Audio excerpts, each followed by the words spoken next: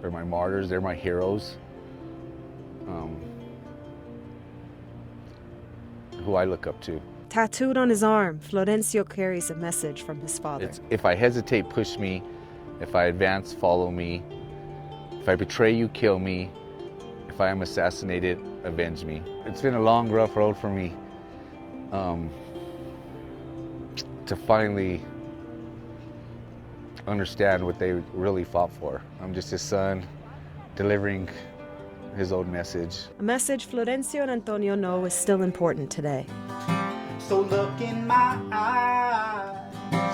Sad to say, a lot of what they fought for, people are facing the exact same thing decades later. It's something that weighs on my conscience, so inevitably it's the stuff that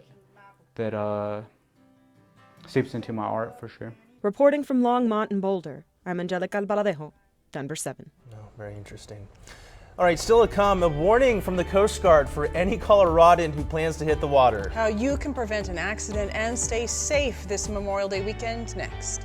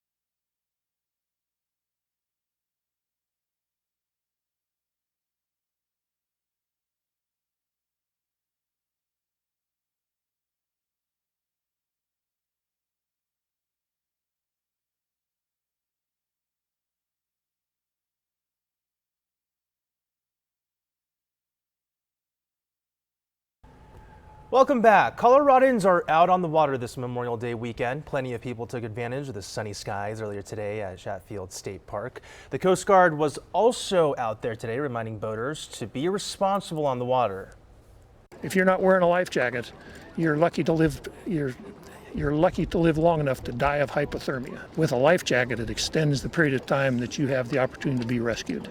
It's important to just slow down everywhere, in the marinas as well as out on the lake.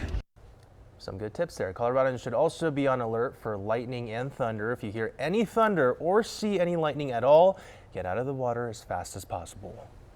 And we definitely saw a little bit of lightning and thunder out there today, Stacy. We're seeing a Whoa, lot what's that tonight there? here in Akron. This lightning has been intense for northeastern Colorado, and this is a current web camera from Viero Web Cameras, and we are seeing so much lightning here into northeastern Colorado as a huge batch of rain continues to push through the area. It seems like it just won't let up, but as we go through the rest of tonight, it is going to move out of the state and off to the north and east. But I wanted to show you that shot as we've just been tracking this lightning throughout northeastern Colorado. It'll be nice and quiet tomorrow morning. Temperatures in the 50s at 7 a.m. We'll have 72 degrees by 11 a.m. with partly cloudy skies. And we will see those storms tapering off later on tonight. More storms ahead for tomorrow afternoon. Just slight chances here in the metro area, but definitely across the eastern plains. But it will be a nice Memorial Day, especially in the morning as we get the Boulder started. Nice dry weather on the way. As for our afternoon high today, 77 degrees for that high. 76 is our average. So we're right on track where we should be this time of year. 93 is the record, and that was set back in 2006. At this point, we have 58 degrees at DIA, 62 downtown, and our winds out of the east at about 14 miles an hour. So mostly 50s and 60s here for the eastern plains. We have 40s and 50s for the higher elevations.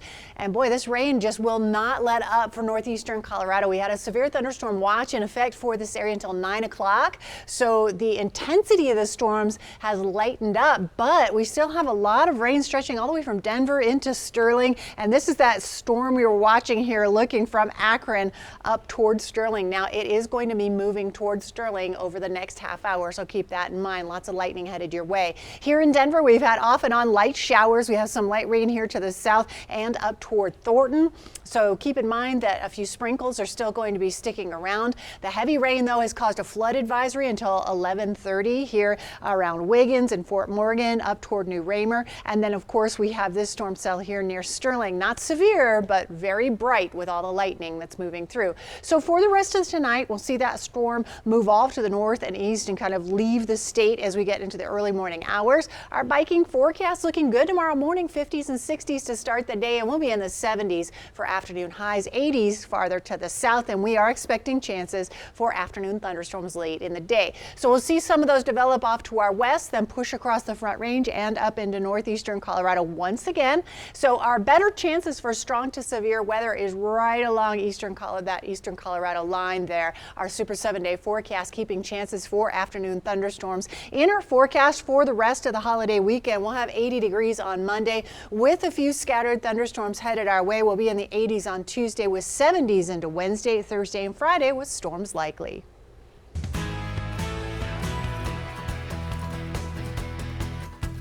To be honest, I didn't watch the game 5, so I don't know. I was walking with my daughter. I'm lying. I watched the first quarter. Today, right. I don't know what we're gonna do. I think we're gonna family. I think maybe somebody's gonna watch together, but I'm gonna watch with family or not. I'm not convinced that Nikola Jokic even knows who's playing in the Eastern Conference Finals. He truly does not care. At some point, Michael Malone will let him know who the Nuggets are playing. They'll watch film and Jokic will dominate. Full stop. The end. Would tonight be the end of Boston's season, or might we be headed back to TD Garden with history on the line? Let's go straight to the fourth quarter. This thing was nuts. Boston in total control until Jimmy Butler willed Miami back into this thing. Then with the clock winding down, Al Horford fouls Butler. Tongue-tied. His feet were behind the three-point line, so Jimmy has 3 free throws to essentially win the game, and he makes all of them. So one last gasp for Boston. Marcus Smart in and out. Game over. Or is it? Derek White, the Colorado kid, the legend from legend, tips the ball back in before the buzzer goes off. The crowd is stunned. The broadcasters are stunned. I'm stunned. Boston gets the win. And we're headed for a Game 7 on Monday, thanks to a heroic hand by Derek White. I mean, we're a resilient group. We pick each other up. We fight for each other. And, I mean, job isn't done yet. We got a tough one in Game 7, and we got to find a way to get one more win here. Woo! If Nikola Jokic missed that game, he missed some high-quality entertainment. So we still have no clue who Denver's going to face in the finals, but if the Nuggets are going to win their first ever NBA championship, it's not going to be because they have the best player on the court, even though they do. The special sauce that makes this whole thing tick for Denver is their unselfishness. They share the rock in the truest sense of the word. That starts with Nikola Jokic, who famously said that when he passes and a teammate scores, two people get to be happy. More happiness means more fun, and more fun has meant more winning for Denver. Everybody's playing for each other. You know, if I cut, it's for the other guy to get an open shot. If I run my lane, it's for everybody else to get their own shot, you know what I'm saying? So I think when we're just playing the right way, everything opens up for everybody. You know, everybody eats when we're all playing for each other. I think we're just in a great rhythm of playing unselfish basketball. You know, in this business, you know, you have to bring in talented players. That's a given, but I think we've always done a good job of identifying guys that will fit into this culture. You know, we have guys that understand that being selfless is a huge part of being a Denver Nugget, and guys will continue to buy into that. To the Broncos now, and the big news this week was Javonte Williams back on the practice field a little under 8 months since ACL surgery. Now, that doesn't mean he'll be ready to roll in the season opener, but any good news is welcome as it relates to this team, right? For more football, let's check in with Broncos insider Troy Rank.